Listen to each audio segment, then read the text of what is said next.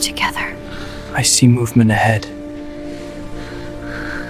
Subscribe to Wild West Soul Stories. Hit the bell, like, comment, and share. Thanks for watching. The autumn rain had been falling for 3 days straight in the valley of Cedar Creek, turning the dirt roads into rivers of mud and sending most folks running for shelter. Samuel Whitaker pulled his worn leather hat lower over his eyes as his horse trudged along the swollen riverbank, the water rushing beneath the old wooden bridge with a roar that seemed to shake the very earth beneath them. He was heading back to his cabin after delivering a herd of cattle to the neighboring ranch.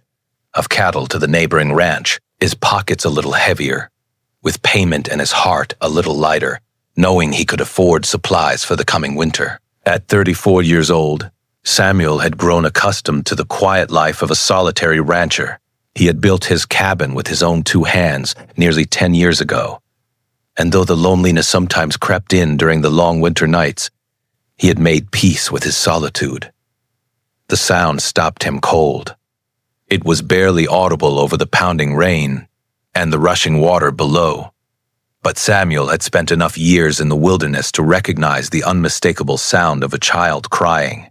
He pulled his horse to a stop and listened more carefully, his eyes scanning the gray landscape around him. The crying seemed to be coming from beneath the bridge, and as he dismounted and approached carefully, he saw something that would change his life forever.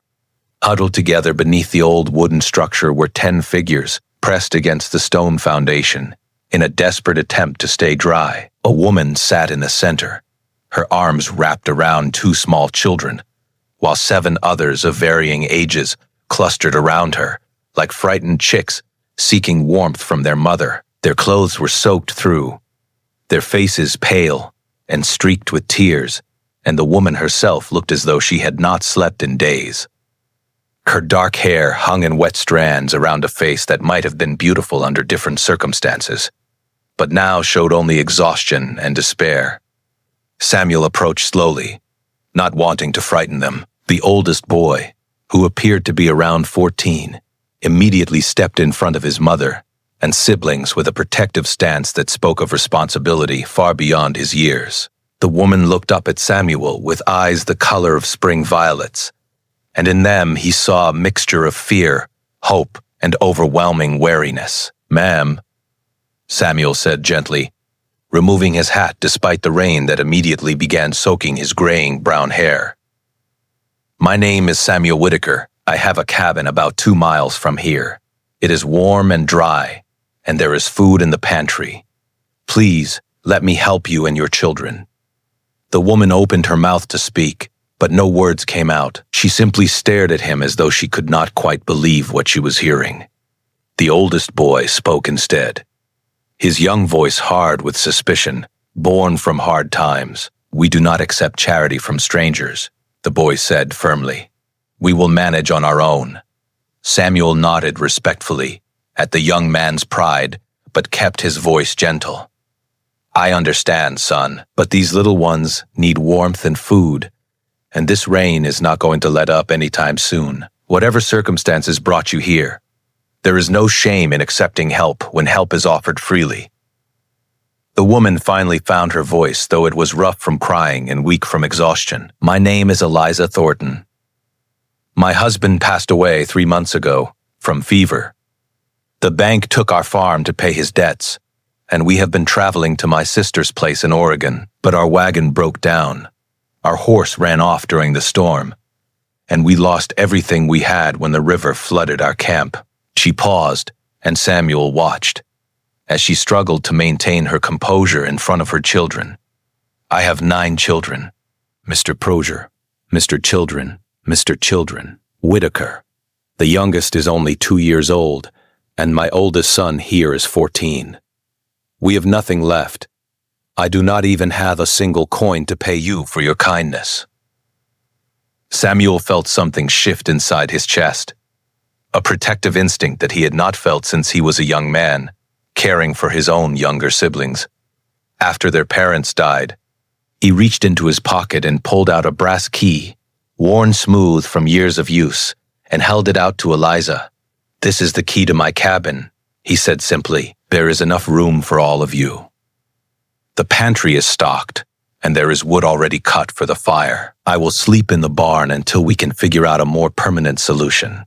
Eliza stared at the key in his outstretched hand, tears mixing with the rain on her face. "Why would you do this for complete strangers?" Samuel thought about the question for a moment before answering honestly. "Because many years ago, when I was just a boy of 16, a stranger showed kindness to me and my brothers when we had nowhere else to go. He saved our lives that winter. I have spent the rest of my years trying to repay that debt by helping others when I can. Please, Mrs. Thornton, let me help you." The oldest boy, whose name Samuel would later learn was Thomas, looked at his mother with uncertainty in his eyes. Eliza met her son's gaze, and some silent communication passed between them. Finally, she reached out with a trembling hand and took the key from Samuel's palm. "Thank you," she whispered, and those two simple words carried more weight than any speech ever could. Samuel helped the family gather themselves and led them through the rain to his cabin. It took nearly an hour, with the little ones walking so slowly, so he ended up carrying the two youngest children himself, while the older ones helped their mother and siblings along the muddy path. By the time they reached the cabin, everyone was exhausted, but the sight of the sturdy log structure with smoke-stained chimney and covered porch seemed to lift their spirits considerably. The cabin was larger than most in the territory, built during Samuel's more optimistic years, when he still dreamed of having a family of his own. There were 3 bedrooms, a large main room with a stone fireplace, and a kitchen area with a wood-burning stove. It was simple and rustic, but it was solid and warm. And as Samuel built up the fire and lit the lamps, he watched the children's faces transform from despair to wonder. The 9 children ranged from Thomas, the protective 14-year-old, down to little Rosie, who was barely 2, and clung to her mother's skirt with chubby fingers. In between were 12-year-old Matthew, 11-year-old Margaret, 9-year-old twins named James and John, 7-year-old Sarah, 5-year-old Benjamin, and 3-year-old Hannah. They filled the cabin with their presence, and Samuel realized with some surprise that the space which had always felt too large for one man now felt perfectly sized. He showed Eliza where to find everything she might need, then excused himself to the barn as he had promised, that first night lying in the hay with Live, his horse, and a few barn cats for company. Samuel found himself smiling. Despite the circumstances, there was something deeply satisfying about knowing that his home was providing shelter to those who needed it most. The days that followed began to settle into a routine. Samuel would come to the cabin each morning to check on the family, bringing fresh eggs from his chickens and milk from his cow. He would chop extra firewood and make small repairs that he had been putting off for years. The children began to lose their wariness around him, and soon the younger ones were following him around the property, like a string of ducklings, asking endless questions about the horses and the chickens, and the big mountains in the distance. Eliza watched these interactions with growing amazement. She had been so focused on simply surviving since her husband's death that she had almost forgotten what it looked like when her children smiled and laughed without worry. Samuel Whitaker was unlike any man she had ever known.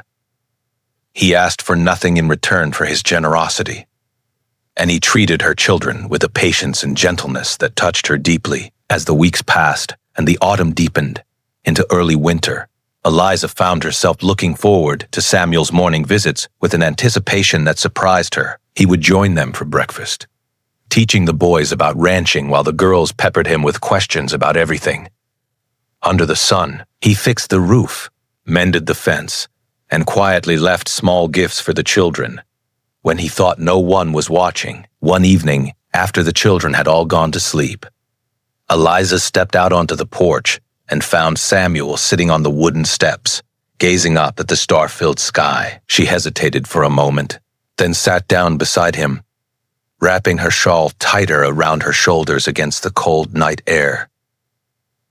"The children adore you," she said softly. "I have never seen them take to anyone so quickly." Samuel smiled, but there was a hint of sadness in his eyes. "They are remarkable children, Mrs. Eyes. They are remarkable children, Mrs. Eyes. Thornton, you have raised them well. Please call me Eliza. After everything you have done for us, Mrs. Call me Eliza. After everything you have done for us, Mrs. This is." Thornton seems far too formal. "For Eliza," he repeated, and the way he said her name made her heart flutter. Unexpectedly in her chest, they sat in comfortable silence for a while, watching the stars wheel slowly overhead. Finally, Eliza voiced the question that had been weighing on her mind for weeks. "Why have you never married, Samuel? You are kind and generous, and good with children. Any woman would be lucky to have you." Samuel was quiet for so long that Eliza thought he might not answer. When he finally spoke, his voice was low and thoughtful. "I was engaged once, many years ago. Her name was Mary, and I loved her with all my heart. But she caught the fever that swept through the territory that winter, and she died 3 days before our wedding." Eliza's hand flew to her mouth in sympathy. "I am so sorry. I should not have asked." "No, it is all right," Samuel assured her. "It was a long time ago. After Mary died, I threw myself into building this ranch. I told myself that I was content with my solitude, that I did not need anyone else. And for a long time, I believed it." He paused, and when he looked at her, there was something new in his eyes, something that made Eliza's breath catch in her throat. "But then I found you and your children under that bridge, and everything changed." Eliza felt tears prick at her eyes, but they were not tears of sadness. "Samuel, I know it has only been a few weeks," he continued, his voice growing stronger with conviction. "And I know you are still mourning your husband. But I want you to know that you and your children are welcome to stay here for as long as you like. Not because I pity you, but because this cabin has felt more like a home in the past month than it has in the 10 years I have lived here alone. You have brought life and laughter and joy into these walls, and I cannot imagine going back to the way things were before." Eliza reached out and took his weathered hand in hers, marveling at how natural the gesture felt. "My husband was a good man, and I loved him, but our marriage was one of practicality more than passion. He needed a wife to help run the farm, and I needed security for myself and my children. I mourned him when he died, and I will always honor his memory. But I have also learned that life is too short and too uncertain to let fear hold you back from happiness." Samuel turned to face her fully, his eyes searching hers for any sign of hesitation. "Eliza, are you saying what I think you are saying?" She smiled through her tears, her heart lighter than it had been in months. "I am saying that you have shown me and my children more genuine kindness in a few short weeks than most people show in a lifetime. I am saying that my children already look at you as though you hung the moon. And I am saying that when I think about the future, I cannot imagine it without you in it." Samuel lifted her hand to his lips and pressed a gentle kiss to her knuckles, a gesture so tender and old-fashioned that it made Eliza's heart sing. "Then I have a question to ask you, Eliza Thornton. Not today, perhaps, but soon. And I hope with all my heart that when I ask it, your answer will be yes." "I believe it will be," she whispered, and the smile that broke across Samuel's face was brighter than all the stars in the heavens above them. The winter that followed was the happiest the Thornton family had ever known. Samuel moved back into the cabin, taking the smallest bedroom for himself. While Eliza and the children spread out in the other two, he taught Thomas and Matthew how to care for the horses and cattle, how to read the weather and the land, how to be strong men of honor and integrity. He helped Margaret and Sarah learn to ride, laughing with delight at their fearlessness in the saddle.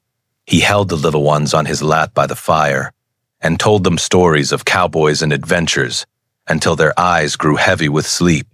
And through it all, his love for Eliza grew deeper with each passing day. He loved the way she sang softly while she cooked, the way she read to the children by lamplight, Each evening, the way she looked at him, as though he was the answer to every prayer she had ever whispered into the darkness. On Christmas morning, with all 9 children gathered around the fire and fresh snow blanketing the valley outside, Samuel knelt before Eliza with a simple gold ring that had belonged to his mother. The children held their breath, their eyes wide with excitement and hope, as Samuel spoke the words he had been practicing for weeks. "Eliza, you and your children came into my life when I had given up on ever having a family of my own. You have filled my home with love and laughter and chaos and joy, and I cannot imagine spending another day without you by my side. Will you marry me and let me be a father to these wonderful children? Will you let me spend the rest of my life trying to make you as happy as you have made me?" Eliza's answer was barely audible through her tears, but the children heard it clearly enough. They erupted into cheers and laughter, swarming around Samuel and their mother in a giant embrace that nearly knocked everyone to the floor. Little Rosie, not entirely sure what was happening, but delighted by all the excitement, clapped her chubby hands together and giggled with pure joy. They were married in the spring, They were married in the spring, when wildflowers were blooming across the valley, and the creek ran clear and cold with melted snow. The whole town of Cedar Creek turned out for the wedding, curious to see the solitary rancher who had finally found love in the most unexpected way. The 9 Thornton children stood proudly beside their mother and their new father, their faces glowing with happiness and hope for the future. As Samuel slipped the ring onto Eliza's finger and sealed their vows with a tender kiss, he thought about all the years he had spent alone, convincing himself that he was content with his solitude. He thought about the day he had found them under the bridge, cold and frightened and desperate, and how that moment had changed everything. He thought about the key he had given to Eliza, that rainy afternoon, not knowing that in opening his home to her, he was also opening his heart. Life on the ranch was not always easy after that. There were hard winters and dry summers, broken fences and sick cattle, the everyday challenges of raising 9 children on the frontier. But through it all, Samuel and Eliza faced every obstacle together, their love growing stronger with each passing year. The children grew and thrived, eventually marrying and starting families of their own, filling the valley with laughter and life for generations to come. And whenever anyone asked Samuel Whitaker how he had come to have such a large and loving family, he would smile that quiet smile of his and tell them the story of a rainy autumn day and a woman with violet eyes and 9 children huddled beneath a bridge. He would tell them about a simple brass key and the miracle of second chances. And he would tell them that sometimes the greatest blessings in life come when we are willing to open our hearts to the unexpected, because that is the truth of it, really. Love does not always come in the way we expect, or at the time we plan. Sometimes it comes as a rainy afternoon and a desperate family seeking shelter. Sometimes it comes as a stranger, offering kindness when all hope seems lost.